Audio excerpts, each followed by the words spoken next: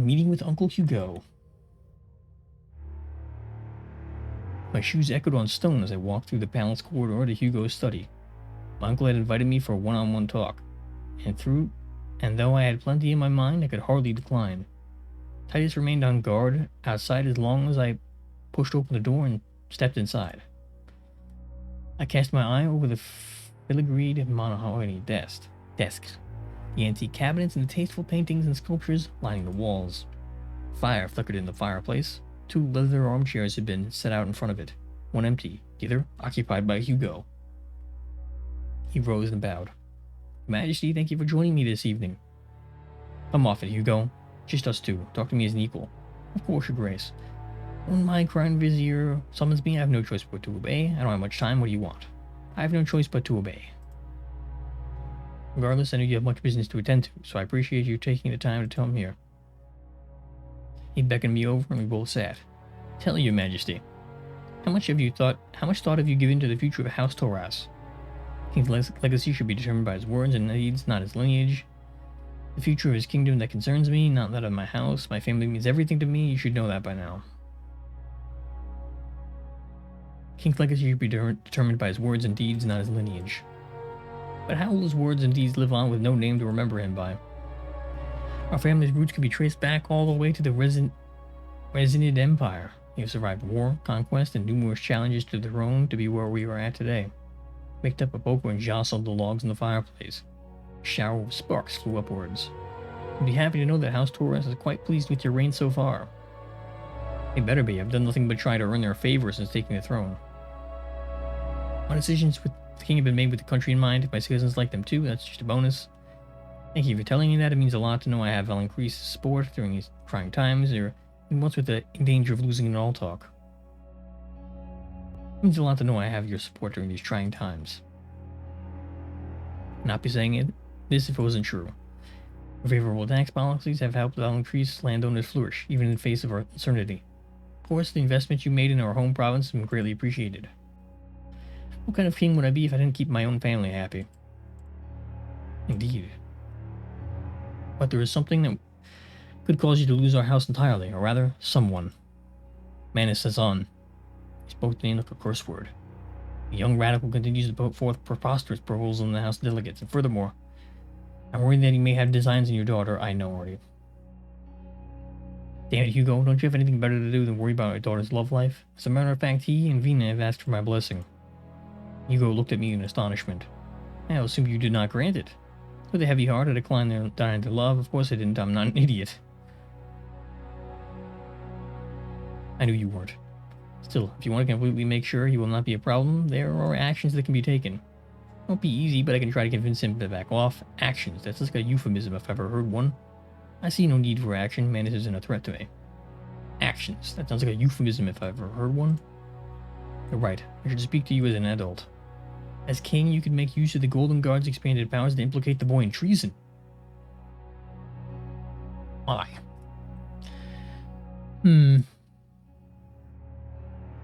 Sounds ghastly.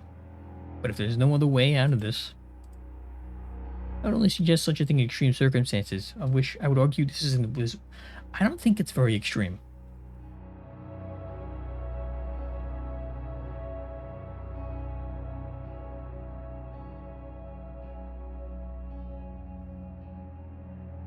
Excellent advice. See, this is what I keep you around for. It's might as well go that route in another situation. I might go that route in another situation, but not to get rid of Manus on. I admit I'm not comfortable with the extra legal aspect of it all. I'm not comfortable with the extra legal aspect of it all. A sovereign, by virtue of his absolute authority and divine right, is the source from which all laws flow, not subject to them. I leave it up to you. Perhaps a good talking to could scare him off just as easily. However, this doesn't solve the problem of whom the princess should wed. I'll hazard a guess. You think the lucky groom should be Rico. I don't want her to marry Manus. That doesn't seem like it's going to force. Doesn't mean I'm going to force her into a marriage with someone else. You've got enough to worry about. Trust me, I will handle this.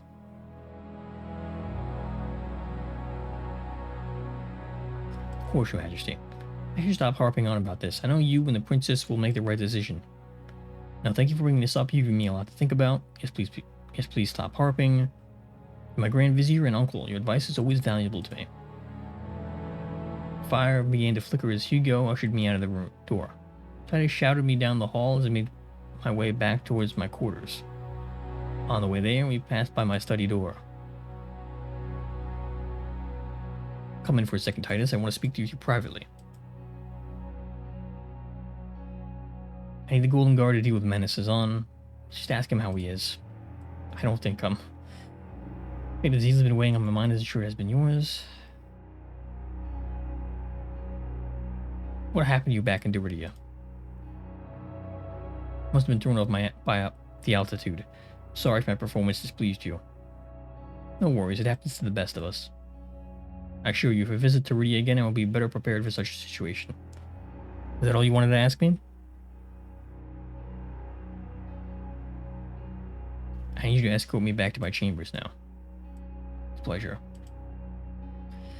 My guard wished me good night before taking up his usual post outside my door. As I climbed into bed, I thought about my conversation with my uncle. Who would carry on my name, and what would my legacy be? Yeah, I'm not going to kill menaces on that. This sounds like a lot of effort for not all that necessary work. 750th anniversary of the Rizia University. Cameras flashed all around as my royal motorcade rolled up to Rizia University, the Rizia University auditorium entrance. As the King of Rizia, I had been invited to speak at the institution's 750th anniversary. Pina had agreed to accompany me. She stared ahead intently as we came to a stop. No hunting this time. A university speech seems more your speed. That would depend on the speech's contents. The driver came around to open my door. I took one look out the window.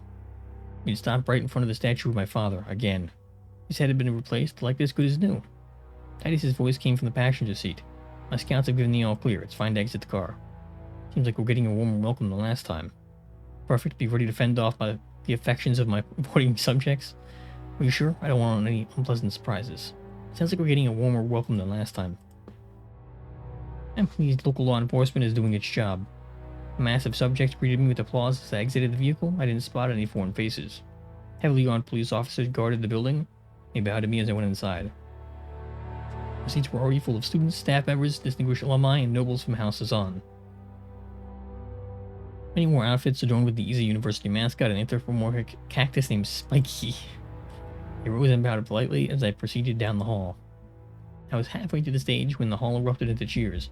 I turned my head to see Mana Sazan waving to the crowd. Pina split off on the front row as I took my place on the stage next to Rico. He was seated with his legs spread out, his expression radiating barely concealed disdain. Let's get this over with, eh? Sit properly and show your respect to this venerable institution, Duke Regardus. I got quite the reception on my way in. You'd better have an explanation. Sorry, cousin, I did what I could. But the police here are stretched to their limits. The lights had dimmed and the dean of the university stepped on the stage. After a short presentation about the history of the university, she invited the Duke of Rizia to speak. There was a burst of thunderous applause as Rico took the stage. Most of it seemed to be coming from the back row of seats. My cousin stepped behind the podium and cleared his throat. As reigning Duke of Rizia, I am honored to speak at the anniversary of Rizia's most renowned university.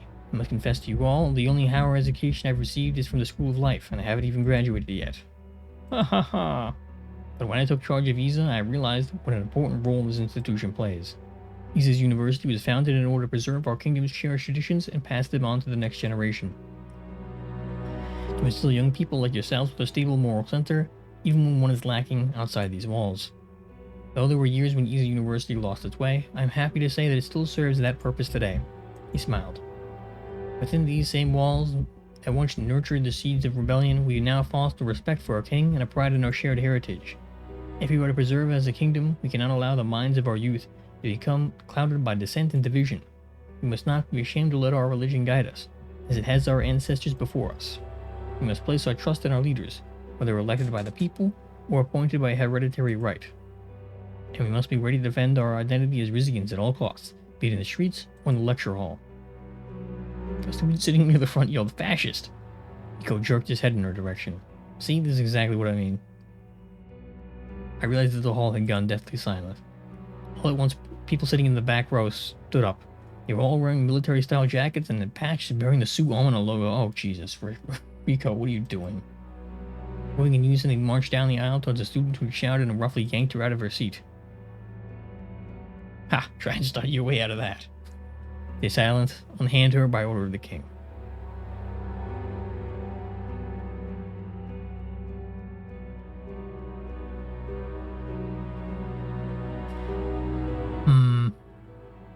Staying silent is the best neutral option.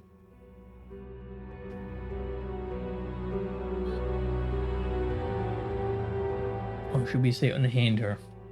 I don't want to encourage menaces on his boys, but at the same time I don't want to give them any sort of I don't want to give them anything to chew on, as it were. Suwano members give Rico a questioning look. After a few moments, he nodded. He let go of the student. She raced past them out of the auditorium. Let the Duke of Rizia finish his speech. Thank you, Your Majesty. Good tap the microphone. That little interruption just proved my point. I may not be a man of letters, but I do know that you can't spell university without unity. I guess. Technically, yes. Which is why I urge you to use this occasion to come together as Rizians, to rejoice in our proud history of your kingdom and look forward to its shining future. Glorious as Rizia, and God save King Ramus. The audience burst into hurried applause. Rico held his head high as he returned to his seat. The Dean walked back on stage and introduced May. I took Rico's place behind the podium, and I could feel the tension in the hall. I glanced at Titus. He was scanning the crowd, alert for the slightest sign of danger. I took out the notes I'd prepared. Ladies and gentlemen of Rizia, or my fellow Rizians, my little subjects. Ladies and gentlemen of Rizia, looking out for all you bright young faces makes me wish I had gone to university myself. I apologize for the earlier interruption. It's unbefitting of this moment's occasion. 750 years, what a milestone not only for this university, but for Rizia. War, revolution, social upheaval. These halls have seen it all and lived to tell the tale. Like my cousin, I believe in the power of institutions like this one to shape the next generation of Rizians. War, revolution, social upheaval. These halls have seen it all and lived to tell the tale. I am overjoyed to see how this school and the city around it have flourished under King Taurus' leadership. The fact that this university has persevered for so long is a testament to the strength of the kingdom, its rulers, and its people. Which is why I am dismayed that the Duke of Rizia allowed a culture of hate and intolerance pervade this place. No, we're not doing that one.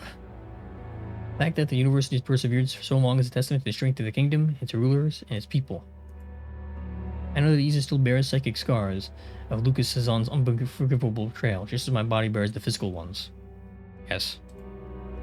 Now I'm thankful that the poisonous influence of House Cezanne has been leached out of the city as venom from a snake bite. The city must serve as an example for the rest of Rizia. Those who speak against the rulers will receive their just deserts. Okay, that's not smart. We still have some distance to go, but together we will cleanse Rizia of the stain that has marred it for so long. Tina's eyes were burning holes in my head. Our kingdom is at a turning point. We face countless enemies, and the most dangerous of all those are within our own borders. I'm relying on you all to uphold Rizia's reputation. Enemies tried to destroy us from within in the 20s. Little did they know Rizia would end up stronger than ever. I'm relying on all of you to uphold Rizia's reputation. With God on our side, we will overcome every challenge. I promise you we will all prosper like never before. We will show the whole world that monarchies still matter. We will restore the glory days of our golden kingdom. I promise you we will all prosper as never before. Hear, hear. My cousin stood bolt upright with his hand over his heart. God bless you all, and God bless Rizia. Others of cheers came from the Sioux Almana section of the audience. Everyone else applauded politely. I sat back down next to Rico. Well done, Your Majesty. They hate us, Rico, and they're just too afraid to express it. Does it matter? I guess not. Celebratory speeches wrapped up, and Titus and his guards escorted us out of the auditorium's back entrance. As we were exiting, I noticed a van parked around the corner from the building. Muffled screams were emanating from it. Sounded like the voice of the student had shouted at Rico earlier. Titus led us away from the source of the sound towards the university gardens where a lavish banquet awaited us. That's dark. Reports emerge of torture prison. Nice. Based. Torture prison. Based. Based. Okay, let's see what Rumberg wants now. Oh god, more talking. Okay, Queen Livingston. Let's see what's gonna happen here. The thump of airplane wheels on asphalt jolted me from my sleep.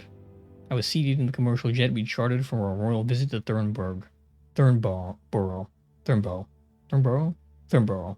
go with that. It had a long and bumpy ride. Renta was in the seat next to mine. On seeing I was awake, he smiled.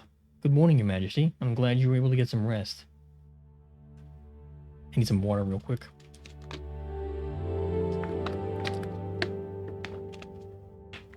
Sorry about the noise. I was having the most marvelous dream. I think you were involved. Are you joking? I can hardly sleep in my own bed, let alone an airplane. I always sleep well on airplanes. No phone calls or letters. No responsibilities. With that. Refreshing, I agree. Pulled a tin of wax out of his pocket, dabbed it onto the ends of his mustache. With all the foreign turmoil happening lately, it's comforting to know that Queen Beatrice is still on our side. She's family members. She's family. Family members support each other no matter what. Whatever it's worth, Rumberg hasn't been looking great internationally. We have been bending over backwards for Rumberg since our coronation. She's family. Yes, I have no doubts that Her Excellency still harbors warm feelings towards you. The plane's door slid open, and aide informed us that everything had been cleared for our arrival. Thurnborough Airport, one of the biggest transportation hubs in Marcopa, had been completely emptied of passengers for our visit. As we descended the airplane stairs onto the tarmac, a horn quartet played a jubilant fanfare. Photographers in a cordoned-off press area eagerly began snapping pictures. Red carpet stretched from the plane to a waiting motorcade. Next to a pair of limousines, Beatrice Livingston and the Rumberg royal family were ready to greet us. The Queen had a compassionate look in her eyes as I approached. We engaged in kisses. My dear brother-in-law, what a pleasure it is to finally host you here in Thurnborough. I look forward to your legendary Rumbergian hospitality. Your niece sends her warmest wishes. We'll have to make this a quick visit. Your niece sends her warmest wishes. How lovely. A pity she could not be here. She abruptly turned and regarded Lorento, who was standing behind me. Mr. Escobille, His Majesty is lucky to have retained the services of a fine statesman like yourself. Good fortune is all mine. With a flourish, she knelt and kissed Queen Beatrice's hands. She blushed slightly. Oh, Lorento. Let's not delay. We have a full program of events planned out at the Emerald Palace. Oh, you remember the King Consort Boris and Prince Bradley? Lorento and I exchanged cursory greetings with the two men. Chauffeur opened their limousine door and they stepped in. Queen Beatrice, Lorento, and I were escorted over to a second car. Hope you two don't mind the company. We have so much to catch up on. I thought we should start right away. Two monarchs in one car. I hope there aren't any assassins about. Good thinking. You never know who's listening in the palace. Must be. I was looking forward to riding in silence. Good thinking. Never know who's listening in the palace. I assure you our security is second to none. But of course, no one can be too careful. Once we were in motion, Beatrice smiled at the two of us. Well, look at us, still allies after all these years. My energy minister telling me that our deal is going swimmingly. I know it's not smooth sailing for any of us monarchies, but I trust you know what you're doing. I do. It won't be long before our golden kingdom is restored once more. Whatever path before me is unclear, I ask the Lord to show me the way. Not at all, I've been flying to seek my trousers since father died. As long as you have Father Rumberg continued support, we should not falter. Whatever path before me is unclear, I ask the Lord to show me the way. I see, rather antiquated, but if it works. I suppose I have the Lord to thank for Rizia's skillful de-escalation of the palace situation.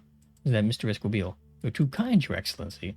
But it was His Majesty's quick thinking that helped us avoid an armed conflict. He turned to me.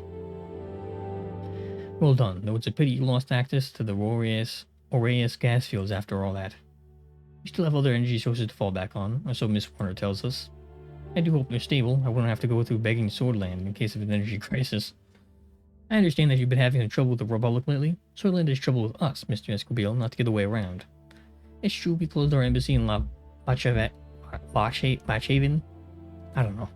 But that was the long overdue response to the Republic's many attempts to isolate us. And then their President Rain had the nerve to condemn us. Winter looked distressed. He nodded at Beatrice to continue. Frankly, Your Majesty, the fact that Rizia is maintaining its connections to Swordland amounts to a betrayal in my eyes. Oh, come now. This is Rumberg's vendetta. It doesn't concern my kingdom at all. Yes, I haven't liked President Rain since he forced us to back out of the Gazsom investment talks. I'm not a fan of President Rain either, but I've got to honor the deals I made with his predecessor. Call me crazy, but I trust Rain. No. I'm not a fan of President Rain either, but I've got to honor the deals I made with his predecessor. Oh, shit. I pressed the wrong one.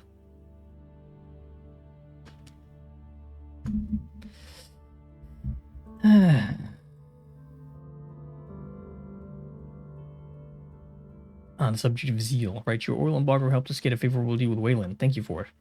Should be getting the region back soon, assuming we stick to the terms of my agreement with Victor Smolak. In the case that the deal doesn't work out, I have another opportunity for you.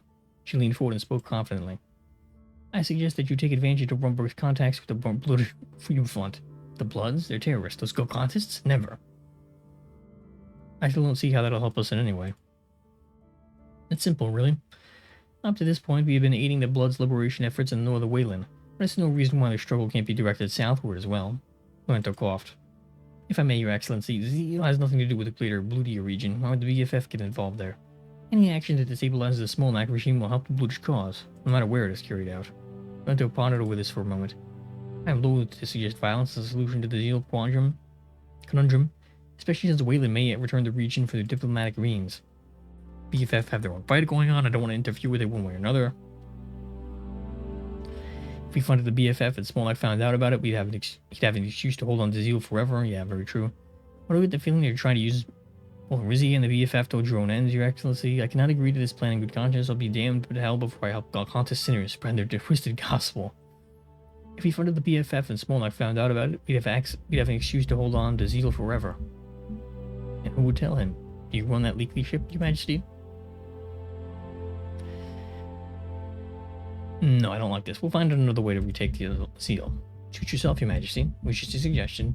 At any rate, Your Majesty, thank you for the offer and for entrusting us with such sensitive information. Why, certainly. What are allies for? Now, was anything else on your mind?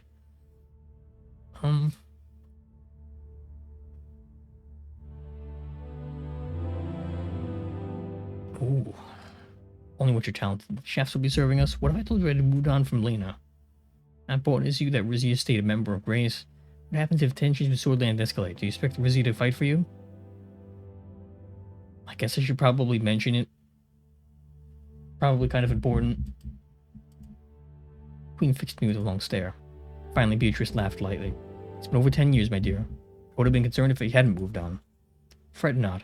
As long as my niece is still heir apparent to the Rizian throne, you will always have your family in my eyes. We turned off the freeway. The massive green domes of the Emerald Palace loomed in the distance. We finished the journey in comfortable silence. There was still a long visit ahead of us. I see. So she wants to make sure that we're still, Vina as the heir. Rizia and Rumberg reaffirm alliance. Dinner with family. Golden candlesticks stood along the length of the table in the royal dining room. Their flickering lights cast a warm glow on my daughter's face, matching the warmth of her eyes. My mother hurried into the room holding a train of silk brocade gown. Pebble calmly pulled out her chair. Truly sorry, my dears. It took two ladies in waiting to squeeze me into this old thing. But I wouldn't miss supper for the world. It's been ages since the three of us sat around the same table. Yes, even among the many pressures of ruling, a king must make time for his family, the four of us. Isn't that right, Mr. Pavel? King must make time for his family. Same goes for princesses. Pardon my interruption, but dinner is served. Pavel rang a small bell. An army of kitchen staff materialized around the table bearing plates of food.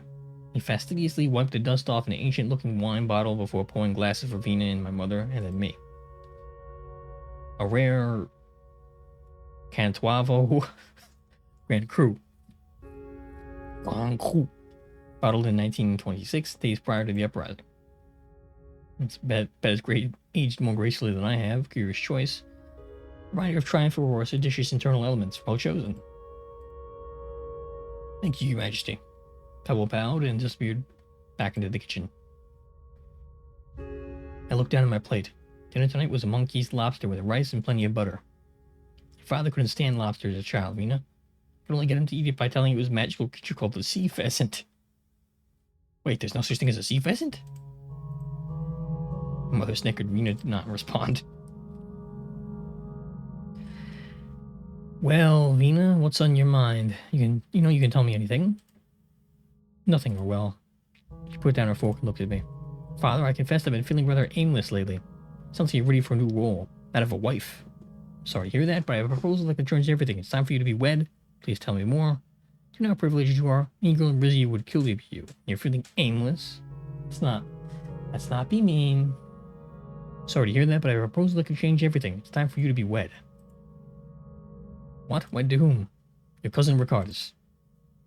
She could have a fucking moment. She's gonna lose it. Ramus, darling, are you quite sure about this? House Taurus must hold the throne for 1,000 years, as the Lord himself ordained. The future of our lineage is at stake. When he does not marry House Taurus, I fear a coup from within our house. If you not do blood of our house any further, this is the only way to consolidate our power within the family. I don't trust Rico with cronies. I want Vina to be my eyes on the inside.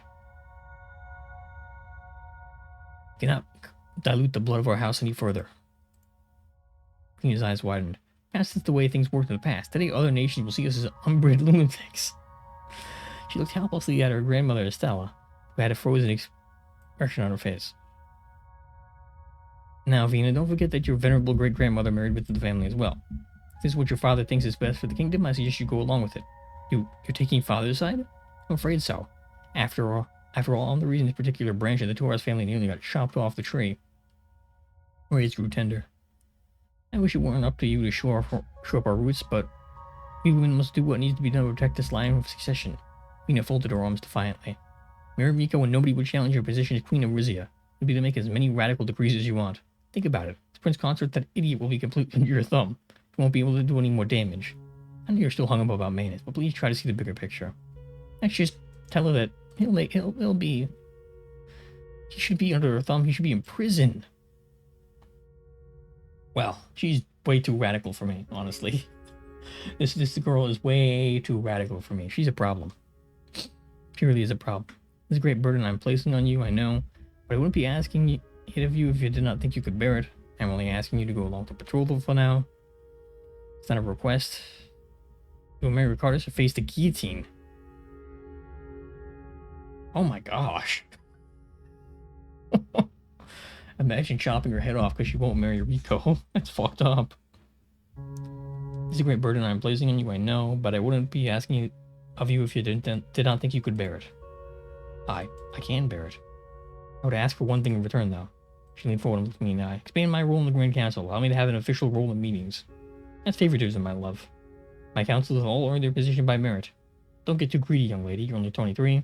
You're already more than an observer. I notice you're speaking up more often. But Rico needs to stay in Iza. You wouldn't be living together. I notice you're speaking up more often. Yes, well, I believe I've gained enough experience for my ambitions to carry weight. Mother gave her a wry smile. It's a most unconventional arrangement, you know. And you know I was against the Vina joining the council to begin with, but if it's what she wants, it's the least we can do. Yes, alright. From now on, Vina Torres will be Lady Regent of the Royal Council as well as the financee of Duke Ricardo Torres. Fiancé, rather, not financee. Fiancé of Duke Ricardo Torres of Rizia. She thought it over for a moment, then nodded. Thank you. Well. You still have your mother's ring. I want you to wear it at the wedding. Just like I always dreamed. She elegantly exited the dining room, brushing past Pablo on her way out. Estella rose and looked at me approvingly. Well done, Ramus. That couldn't be easy. Couldn't have been easy. I should go myself before my bodice takes any more abuse. Then it was tremendous as usual, Pablo. I'll pass your compliments on to the chef, madam. Well, that's nice.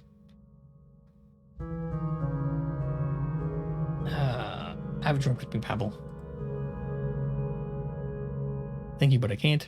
I've hired in a dishwasher, and she's still leaving streaks on the silver. Took my plate and walked away. I see. You're not a fan. Not a fan of my choices. Rufus Gragg's royal gossip. Vina engaged.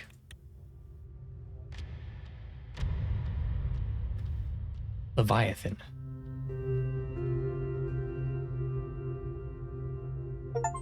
Oh, I just got an achievement. Didn't pop up yet, though.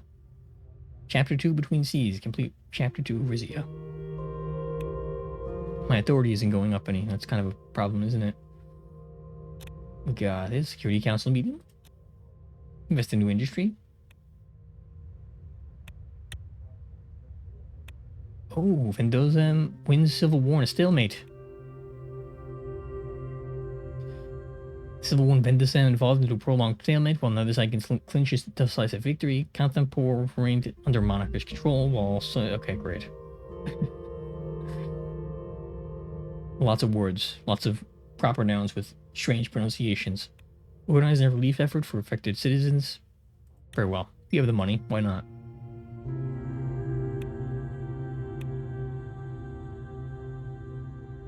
What's this now? Intensified support to overcome stalemate in Vendesam. Nice. Vendesam civil war grinds to a halt, no end in sight, but our support has done wonders for the cause. 8 shipment leads for Vendesam. Vendonesam. Invest in new industry, choose an industry for major investment. Pharmaceutical, high-tech military, advanced shipbuilding, steelmaking, don't invest. We're definitely going to invest. Pharmaceutical might be a good idea. High-tech military, advanced shipbuilding, steelmaking.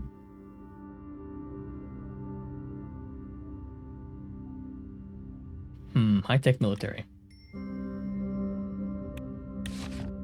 Crown announces expansion of high-tech weapons industry. Nice. This one's Security Council meeting. We're not going to touch that just yet because my throat is about to explode. Unfortunately. So, thank you for watching. See you guys next time.